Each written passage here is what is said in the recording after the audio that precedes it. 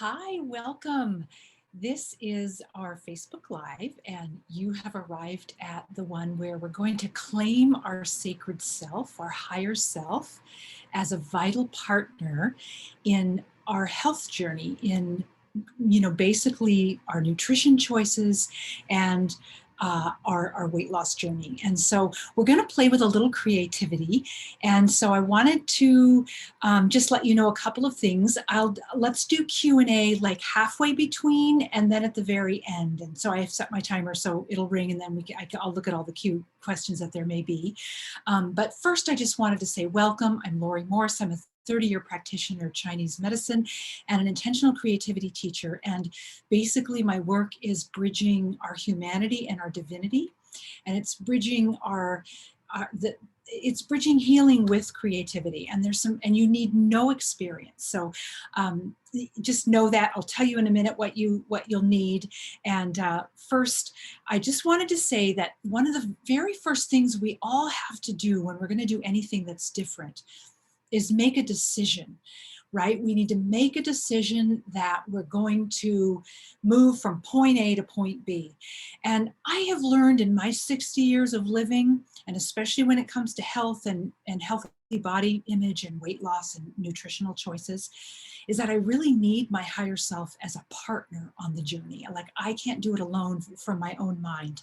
I tried lots and lots of times, as I'm sure you have, and I end up kind of falling flat on my face and just revisiting the same failure. So I hope those don't feel like harsh words, but it kind of ends up feeling like that after a certain point. So just make a decision, and you don't even have to know how you're going to unfold into that, but making a very clear decision and declaration, like, I choose, I claim myself, my body as sacred, and I intend and I claim my highest and best weight and health and wholeness, whatever it is your journey is on your health thing.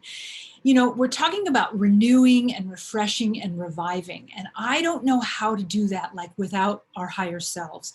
If it doesn't include our higher selves to show us the truth of the situation, then we're just it's like we're regenerating the same energy.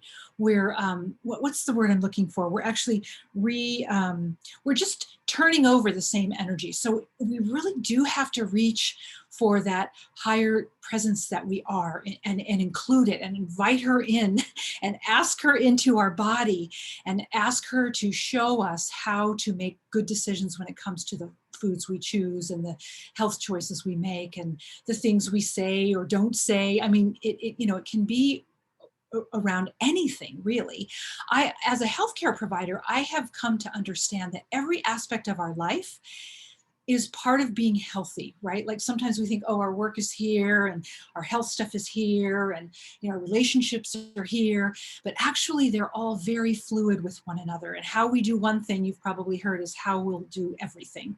So accessing and tending and focusing on ourselves in a healthier way, and inviting this higher part of ourselves for that renewal, it will affect all aspects of our life. So I don't know how you think, like, sometimes when I ask people, like, what's your relationship to all that is, I'm using these words, higher self, but really there's a lot of words for them. And so I just want to put out a couple of those words, and I want you to give yourself permission to use the word that makes you feel most resonant, like, whether it's the universe or spirit or divine love or just love itself or nature or God, or I've said higher self or the Holy Spirit. All those words mean really the same thing if we peel back all the layers. The essence of all of that is the same thing, which is we are an extension of the source of all life. And we can't not be. And we're an extension of that source of life that we don't always see. It's like the wind, it makes the trees blow, but we don't see the wind, but we can't say the wind doesn't exist. It's the same idea. And we're an extension of that in physical form. So our body is the matter that is extended from the source of all life, right? And I just find that to be magical when you really take the time daily to sort of put your arms around that and embrace it, it itself, that energy itself will show you how it's true in you. Because I can say words and other people can say words, but until you like bring it into your heart and live it and ask to be shown what that means in your own body, mind, and spirit, then you know you don't really own it until you own it, right? So that part I feel is really, really important. There's a lot of external noise around how to be healthy, how to lose weight, what foods to eat, what diets to do, and all that stuff, right? I mean, we're all pretty aware of the external noise. It can be crazy making sometimes. And what I'm advocating is going into that internal center, not the place that's critical of what your body is or isn't, but the internal center, usually focused in the heart, and then can end up being like a column of light, if you will, from above all the way down into the core of Mother Earth, and then extending out to include your entire body and even your field, which is that approximate 3-foot space all around you. I teach women how to live in that place as open and filled with light and full of blessings as possible. That's really, really important. If we're not doing that, then that energy is collapsed and we don't have access to the union or the connection with our higher self the way we could otherwise have. You know how husbands and wives, when they talk about their better half, they'll say, oh, you know, let me introduce you to my better half. This is the way I think about my higher self. It's like, she's my better half. She has a much broader view of my life and the, you know, the happenings around my life than I do. My small mind is so narrow, and all she wants to do is protect me, my small mind. And that's true of all human beings. And that ends up being rigid and controlling and somewhat narrowly focused if we don't open ourselves up to this access we have to energy. And some people do refer to it as the universe. And I started out by saying, well, you know, think about how you want to address this energy. The way that you know the address is right for you is if you feel it as the all that is, and you feel it inside of you as well. So play with the words. Maybe you already have your word, your address. It doesn't really matter. I'm just asking you to, you know, pick the one that is yours. And whether you know that right this moment or not is okay. It doesn't matter, because you'll have the rest of your life to figure it out. So let's talk about creative health processes, shall we? So a creative health process is a way of using image and line and color to get past the gates of the mind. Remember, we just said she's very protective and she can tend to be controlling, and it's hard to get past her gates, let's just say. But when we use image and color, remember when you were a kid and you just got your crayons and you started coloring on the coloring book page? That's as simple as our time together is going to be. And then I will say that one can leave it that simple or make it more elaborate, you know, beyond our time together as you would like. But in today's time together, we're just going to play as if we're coloring on a page in a coloring book. If you want to grab a piece of paper, just a regular piece of printer paper is perfectly fine, and just some pens. Let me just show you my setup here, and I want to point out in particular, I'm going to turn the camera so you can see what I have here. It's and there's a lag here, so I'm hoping, let me just see if this is showing you the way I want it to. Yeah, let me just move that over. So I have some highlighters, a pencil, a pen, and if all you have is highlighters and a pencil and a pen, that's perfectly fine. But I'm also going to show you something really fun you can do with just one paintbrush, a little bit of water, and some watercolor pencils. And then in terms of our setting up ritual space, we have a candle and a sage stick here. So I'm going to actually light the candle. Let me see if I can do that without dropping my computer.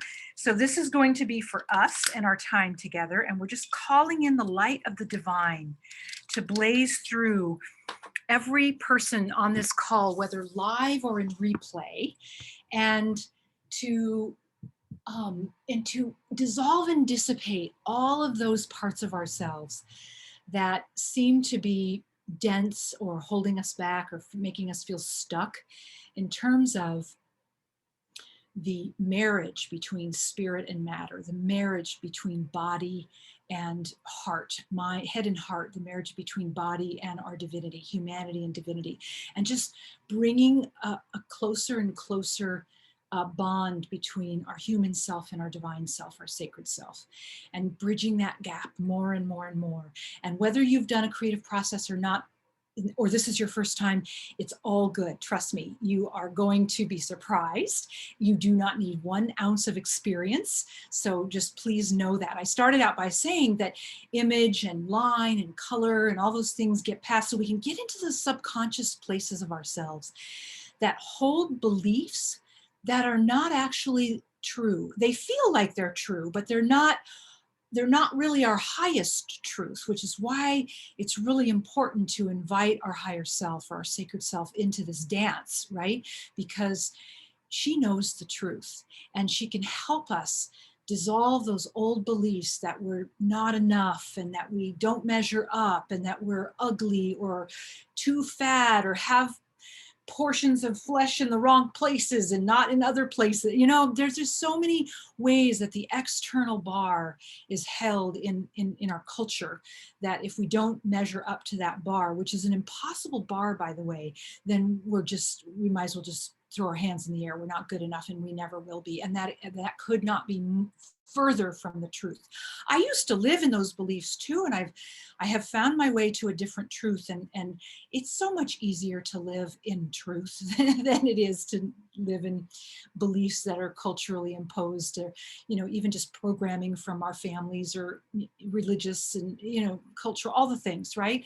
And that happens on every front. So we're talking about our wholeness. We're talking about renewing and refreshing and reviving ourselves as vital and thriving beings, as women that have wisdom, that hold wisdom in every cell of our body.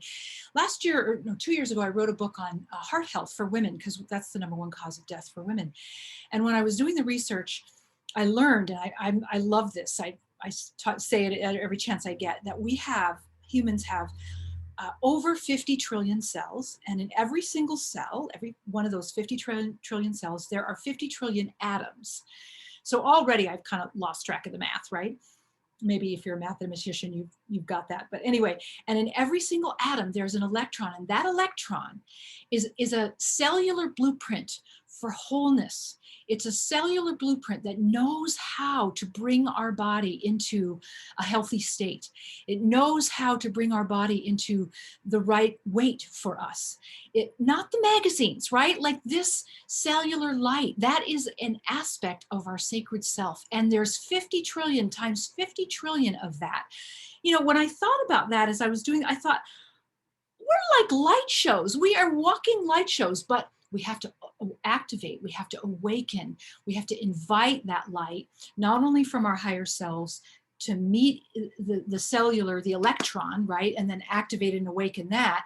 And then we also have to live in that light, right? So, and by the way, I don't know if you know this, but there's this whole idea of yin yang on the planet, right? So opposites that make a whole, right? So the seemingly polar opposites come together and make a third transcendent energy of wholeness.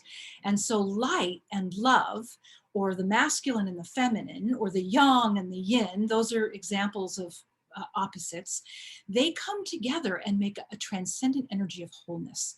And that's what we're going to be calling forth, right? Like that's the intention, is to have access to that wholeness, which lives in every cell of every one of our bodies, including you. And so if you didn't already know that, then now is a good time, and again, you have the rest of your life, to live into that, right? Like that's the deal, is to live into that. So okay, so let's talk about this creative health process. You don't need experience. There are 4 main steps to it. The first is, after we sort of do a ritual, we lit our candle. You can light some sage. I already did that in this room, and there's so many other ways. You can put essential oils in a water bottle and spritz your space. This is sometimes I use in my art. I'll spray it on a piece of watercolor paper. I might show you that today if it comes to that. But know that water holds vibration, it holds energy, it holds intention. So when we say a prayer or make a blessing over water, it's very, very powerful.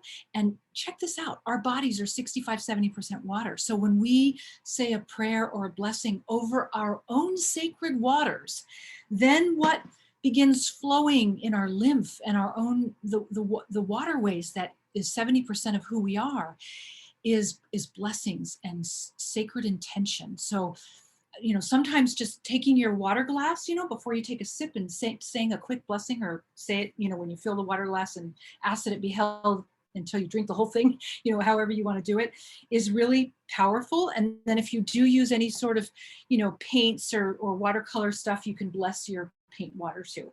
So just know that there's ways to bless and pray and set intention over every molecule of space that is you and that is around you.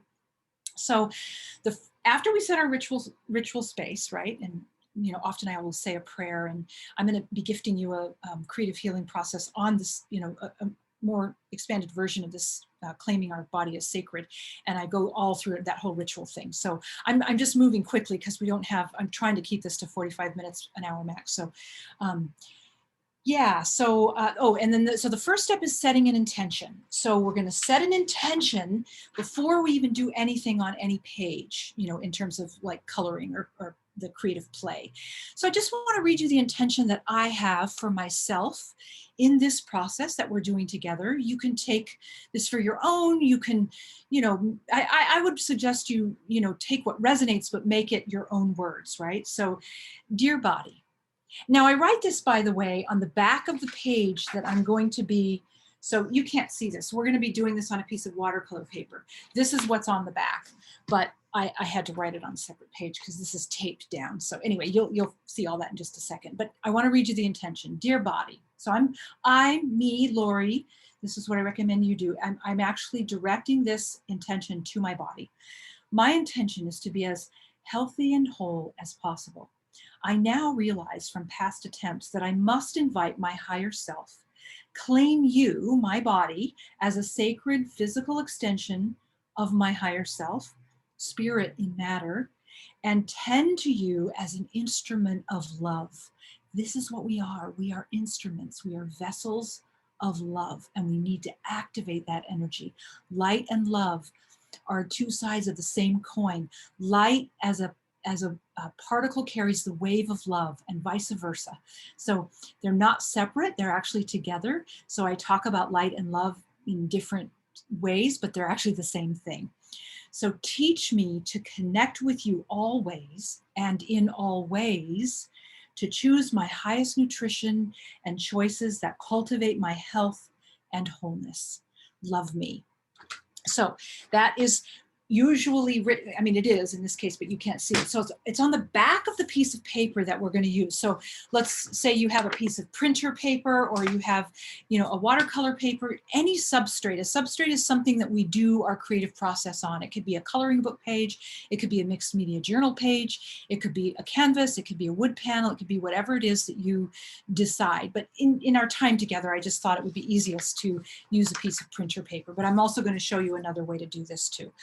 Okay, so that is the first thing, is to set the intention. The second thing is to just start playing, right? So here's what I'm going to have you do. Grab your pen or your pencil and place your hand on your printer paper, just like this. And then trace it. Now this is where it's going to get a little dicey because I don't have, and then you're just going to trace it with your pen or your pencil and make it a little wide, like just use your arm as if you're just sort of making the pencil stay sturdy and straight. And you're going to trace your hand. Now, this may sound sort of elementary, like you're in kindergarten again, but you'll see that it's actually just a really good way to sort of get the line drawing of a tree, which I'm going to tell you about why that matters, on the page. And so just go ahead and do that. Let me just check and make sure there aren't any burning questions that I need to answer. Maybe that word was, yeah, recycling was the word. Thank you. You guys, I appreciate that. Yeah, recycling the same old energy versus asking your higher self to bring in new, renewed, refreshed, and revived energy. actually our higher self knows how to compost our old energy. So if you're a gardener at all, and this actually applies to our tree thing here, um, know that your old energy, whether it's emotional energy, whether it's, patterns or constructs that just keep running you, all of that can be transformed and composted and alchemized into new and revived and refreshed energy. But it only can happen with your higher self. So that's why I'm, harping on this topic here about the higher self. So this is a piece of watercolor paper. I just have it taped because it just gets too buckly if I don't have it taped down. And I just did the same thing I asked you to do. Let me see how you might be able to see that. Then what I did is I just erased the tips, the fingertips, and I just made it to look like tree branches, right? And then I just dropped in a little line here so it looks like we have our two legs. This is our womb space right here, our sacred womb center. And then you can even drop in some breasts if you'd like. I mean, you can do this any way you want. I mean, these kind of look like smiley faces, but you can do it any way you want here. Just, you don't have to do this. I'm just kind of playing. But the idea is that this is you and your body. And the key is to know that you have roots just like a tree has roots. Think of the most amazing tree that you know that has deep roots that accesses. I don't know if you know this about trees, but they literally, a grove of trees literally have communication networks as their roots. And one tree that's maybe closer, let's say a mile away to a, let's say a bug that's coming to it that would not be a good thing for the tree will start telling the rest of the trees through this communication network that's under Mother Earth's surface, right? And then they'll start secreting a sap to protect themselves from an oncoming onslaught of bugs or something like that. So we are so rooted as human beings into the earth, but we do need to establish that rootedness. So even just right now, you can put your feet flat on the floor and you can imagine that there's your own life force, your own light is dropping deep into the core of Mother Earth, anchoring itself into the core of Mother Earth. And Mother Earth herself and her energy at the core of Sophia Gaia receives your light, and with great joy, by the way, and infuses it with love and an essence of nourishment that you cannot get in any other food, right? So then you can breathe that back up through the bottoms of your feet and literally fill your whole body with this essence. So this connects us to her. You've probably heard of earthing and grounding and putting your bare feet on the ground, which creates a magnetic connection to her. But you can also do this when you're sitting at your desk, or when you're going to the bathroom, or when you're standing in the kitchen cutting vegetables, right? You can drop your roots and you can request that this essence and this life force be drawn back up on your next inhale through the bottoms of your feet, up your legs, and coming into your heart where it meets the light from above, which you'll notice that when you think about a tree, it's receiving light from the sun. This is the way it grows and creates its bounty and draws the water and the nourishment from the earth up the tree against gravity, even so. And there's a connection in the trunk, in the core, and that's us. It's also our heart as a human being.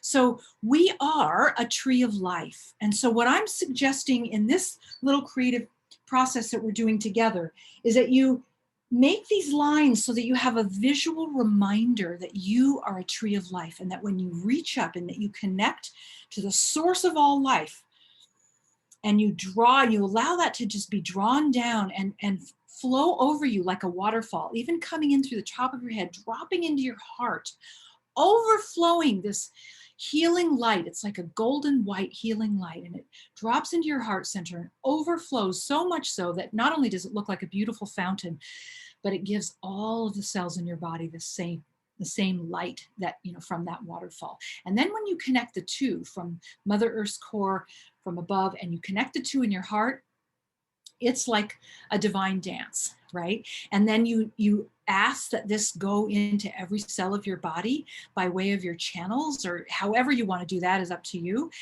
It's pretty magical. So now I'm going to blow out this candle so I don't burn us down. I'm going to set that over there, take a sip of water. And I want to show you something really fun.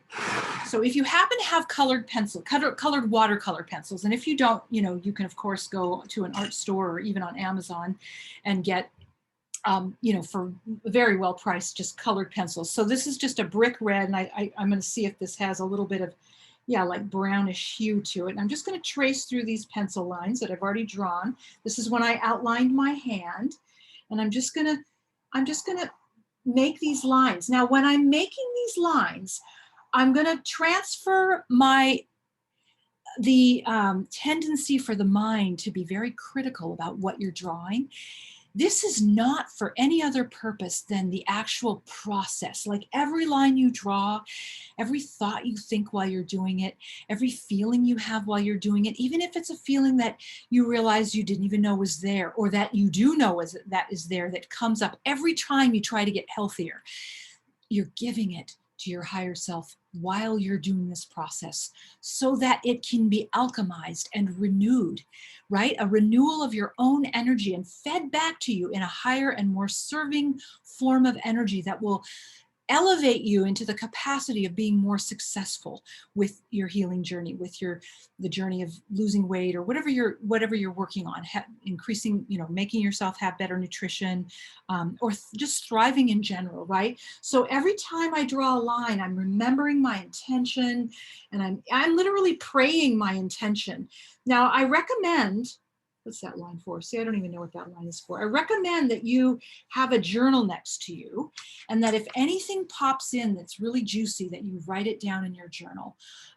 Because I have found, and you know, I teach hundreds of women all over the world to do this, that there's always really cool golden nuggets that drop in. There's insights, and there's ways of understanding yourself in reference to your intention that you may not have known about yourself before. What we're actually doing is we're inviting our higher self to help us know about this particular intention, what we don't know consciously. We're asking our higher self to help us see what we need to see so that we can make our higher intention come into physical form, and that we can live it as a reality.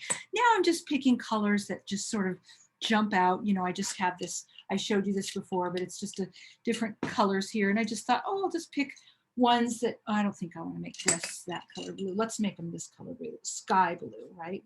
So I have little breasts, so maybe that's why I'm making these so little. Anyway, it doesn't matter if you have to, you know, write over, you know, make the lines a few times like that, because we're going to do something really fun here. Oh, I realized I didn't finish out her legs here. The point of making this mark right here is so that it kind of from an image perspective looks like this is that place, the perineum, where the legs become the legs, right? So this is like where in a woman the vagina would be, and maybe this should be a little bit lower actually, but I just want to make that awareness here. By the way, this is the creative center, the second center, the womb space, or the sacral center. And you know, we think of it as the place where we give birth to, you know, to children as a woman, but everything else we do is creative in nature. We are an extension of the creative force. The impulse of the source of all life is to create, and we have that same impulse, being an extension of the source of all life, and it lives in this center. So if you really want to activate more of your creative self, and if you have that thing that you know that every woman or every person says, like, oh, I'm not creative, I couldn't draw myself out of a paper bag, or, you know, I can barely draw a stick figure, all those things, I've never been creative, I was told in school I wasn't, all those things. It's just not true. Those are external stories that have been told, and they've been told to almost all of us. I didn't, you know, I had all those stories too, and I didn't start pursuing creativity until my late 30s. And I just decided, you know what, I realized this was from my higher self. And what I learned from my higher self is that every single person has creativity in their blood.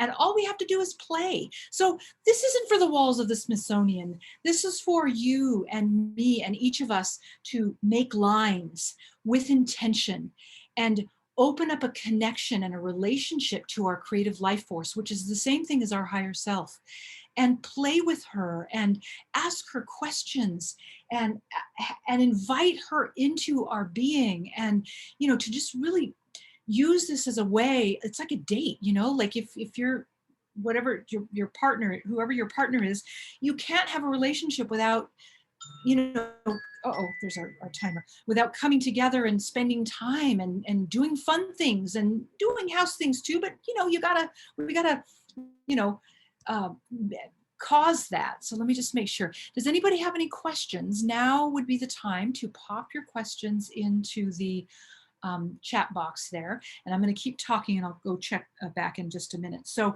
anyway, let me show you this really cool thing. So now I'm going to take just a very simple, this is a very inexpensive paintbrush. I'm going to dip it in some water.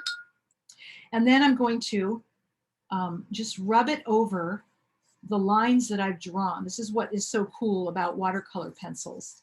And so I'll leave a little bit of the lines, but you can see it colors it in. And the cool thing about this is water is the feminine. Water is also a representation of emotions. So when we're tending to the healing of certain emotions, and we all have emotions when it comes to our body, using water is really, can be powerful and quite potent in cleansing and purifying and healing some of that old energy. So I'm just going to go through. I have no agenda as to how this looks. I'm just holding my intention, you know, really in my mind's eye and in my heart. It has to be really both, I have found, for it to be as powerful as possible. Now, obviously, if this piece of wood was laying flat on a table, it would be a little easier for me to, you know, go through. But I think you're getting the idea. So, you know, we can give her breasts if you're going to do the giving the breast part. And this is, you know, just to give an idea that this is the head. I don't want to draw a head right now, but, and then just go through and give all your line. Now, sometimes the colors will mix. I don't know if you can see that, but I got a little bit of this green right here. And when I make those mistakes, what I have found is it's my higher self that has taken over the paintbrush. And she has an idea, and all I can tell you that her ideas are always good. So if you do something on your page that you didn't mean to, just give into it. Just give it to the higher self, your higher self, and consider it sacred and a happy mistake, and you'll be surprised as to what you make. And so that's, I mean, if we had more time, I would definitely, you know, add more color. I would probably add in more leaves, but I do want to add in a couple of leaves. So I'm going to get some green color here. And the reason I want to do this is because what I'm going to invite you to do on your page, again, whether it's the printer page or it's the watercolor page, I want to invite you to make leaves. And, you know, it doesn't matter if you make branches or whatever, but just make like, I don't know, 3 to 5 leaves, and make them big enough that you can write some words in there. Because what I'm going to invite you to do next, let's do this one here. How about if we do, I see they're all going one way. Let's do this over here. I'm going to invite you to write words in here that call you into yourself as sacred, that invite you back home into your sacred self, that maybe even activate an intention or a blessing for the sacred waters that are you, that invite your higher self, and that help you be embodied. Because honestly, because women don't meet this bar of perfection, we tend to leave ourselves, because like we've made up our mind that because we don't meet that bar of perfection that's impossible from an external cultural thing, we like abandon ourselves. And so what I want you to consider is just how much more you can stay in your body and appreciate your body, appreciate your hands, appreciate your nose, appreciate your buttocks, appreciate your legs for taking you on walks, appreciate your digestive system, even if you have a belly, you know, for breaking food down. And the more that you can appreciate what you have, especially what's working well, the more you'll get parts of yourself working well, you know, until it adds up to this whole you working in a really thriving and healthy and renewed way, right? And of course it doesn't happen overnight, because most of us have a lot of story around our bodies and our health and our how we consider ourselves to be good enough or not good enough, you know.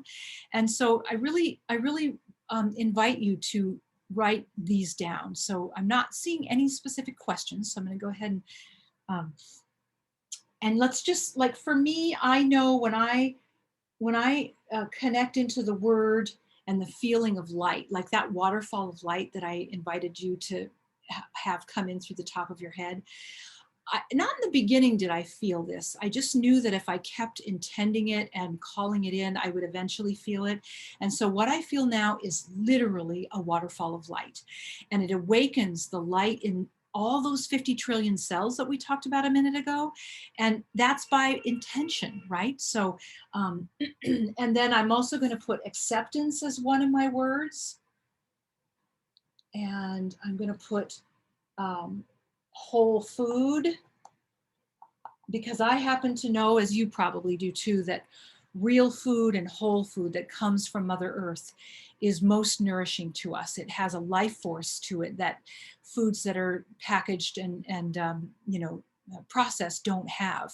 That's more dead food, right? So if we want to feel alive and vital, we have to eat foods that are alive.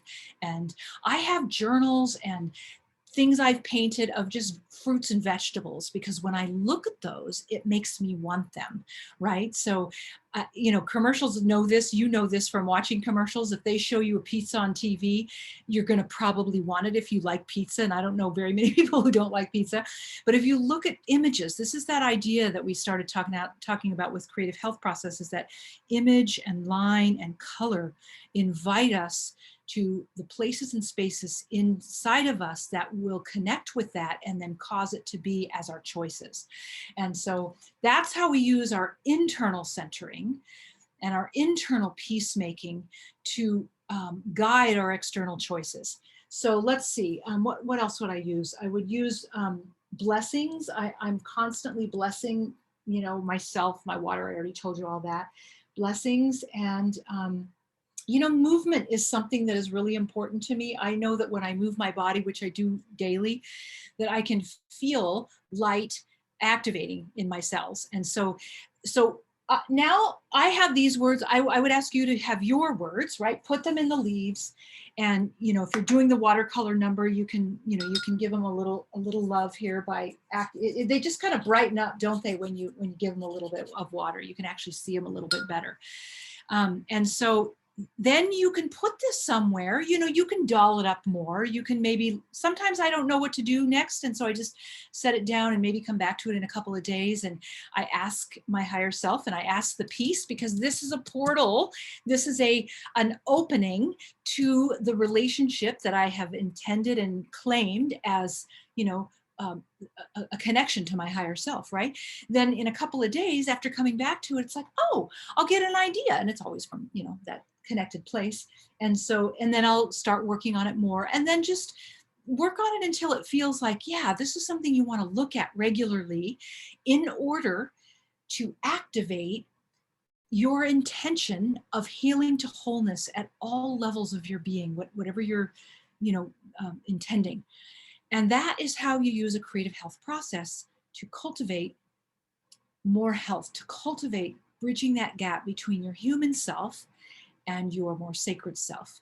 Our human self does not know how to cause our highest health. If she did, she would have done it already.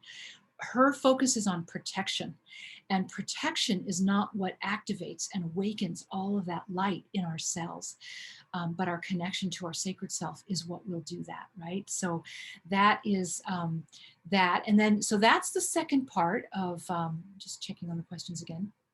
The second part of our creative health, there's 4 parts. So the first part was setting the intention. Then the next part is the play, which we've just done a portion of, but this is where we're going to stop for the day.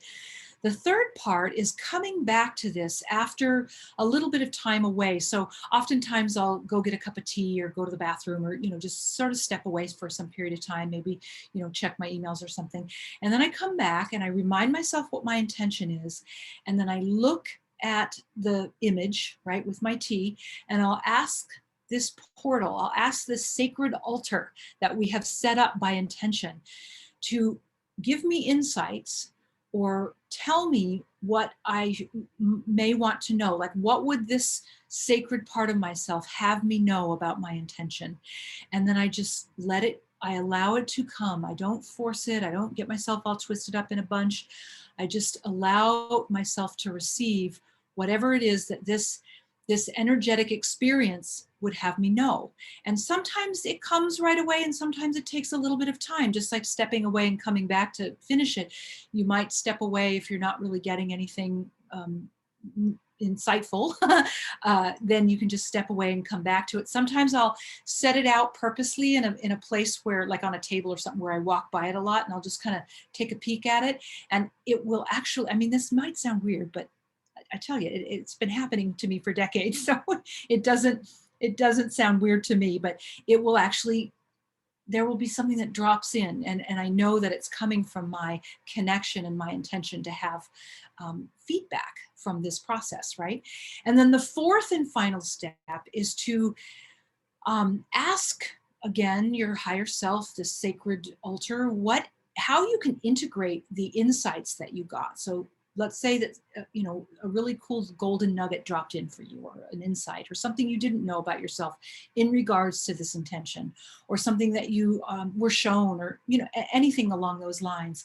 Then you want to ask, how can I integrate this in my life? Like, how can I own this? How can I pull this energy from this process and cause it to be alive in my life, right? So it might be something as simple as blessing your water, like we talked about, or maybe stop eating sugar for 30 days, or, maybe it's going to bed an hour earlier. Those are, kind of concrete things, but maybe it's just noticing when you're critical of yourself in your own head, and offering that criticism to your higher self to be shown what's more true than that criticism about you.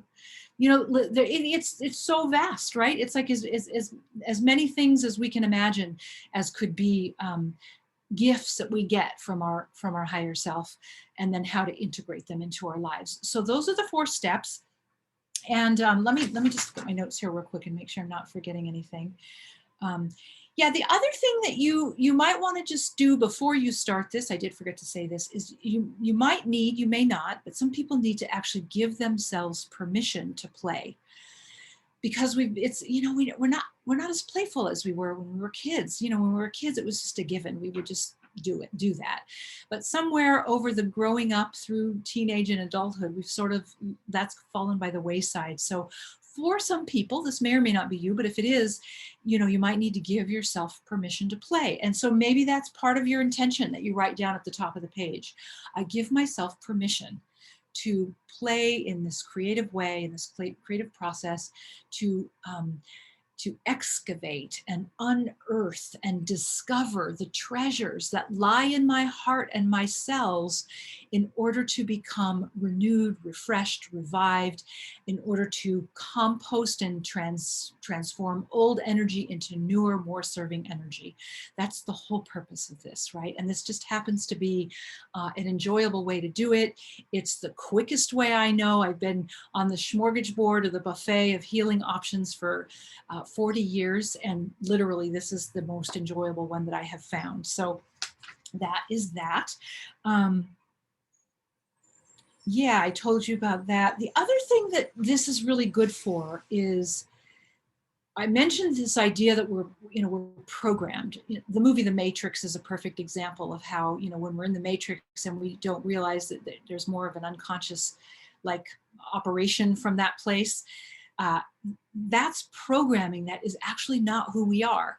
So sometimes we need to compost the programming. Sometimes we need to return the programming to our higher self so that it can be reformatted, and we can be given portions of a new operating system. And that is such a creative process is a beautiful way to do that, because it can't be intellectual. It has to be, more from the right side of our brain and from our body. Then the operating system can actually drop in, and the higher truth can drop in. So I can't tell you what the higher truth is, but your higher self can.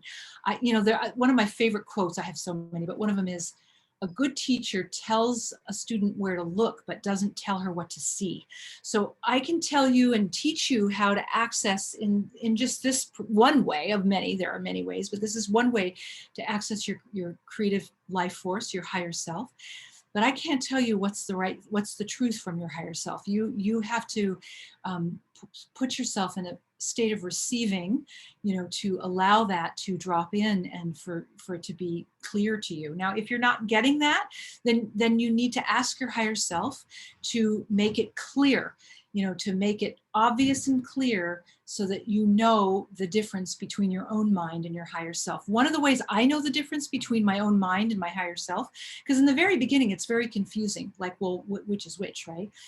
When I feel light inside, when I receive, an insight or something drops in as what feels like a message, if it makes me feel light, and with some version of peace, it's from my higher self. If I feel more tension or fear, it is not from my higher self, it's from my mind. You can know that your higher self will not give you insights that are fear-based. They will be empowering, and they will make you feel light, and I guess that's the best way to say it. So just know that.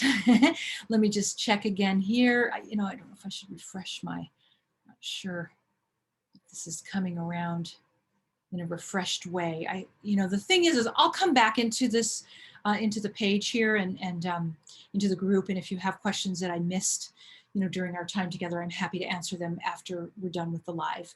So that is that. I don't know why I keep holding that up.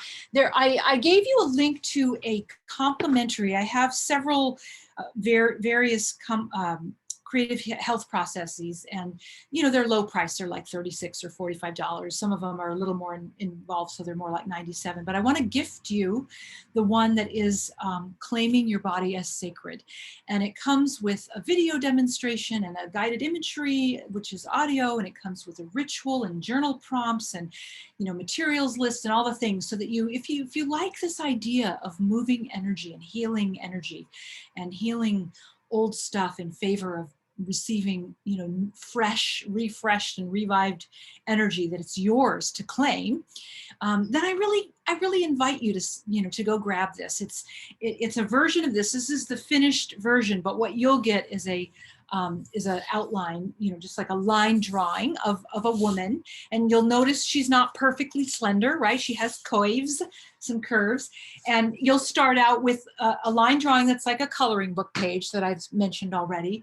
And you can either just color the page that you print from the bundle that you'll get, or you can place it on a piece of watercolor paper like we did in this version.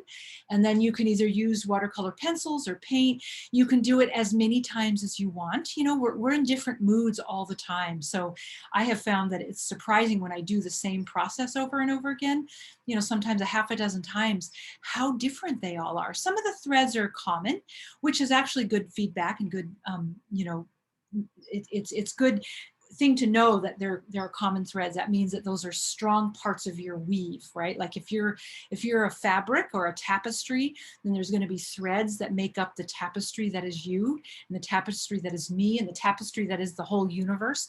By the way, the entire fabric of the universe is love. So the point that we're trying to make when doing a creative process is we're pulling in the threads, our birthright, like our birthright, our natural birthright of the threads of love, and we're weaving them into our own tapestry. We're weaving them through our heart. We're filling in the brokenness, the parts of us that feel broken and wounded, with this love and with this light through a creative process. So I think that's all I've got. I really, again, go grab that complimentary process if you want that. And let me just pop in does anybody else have any questions?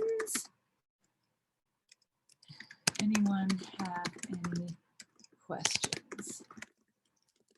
Okay, let me just pop that in there. And if not, then I'm going to be so excited that we were definitely under an hour and not that much farther past 45 minutes. I wanted to have us be between 45 minutes and an hour. So I really appreciate you being here and just taking the time to consider a different perspective on how to renew yourself and revive yourself through creativity, which is in every single one of us, just as a reminder.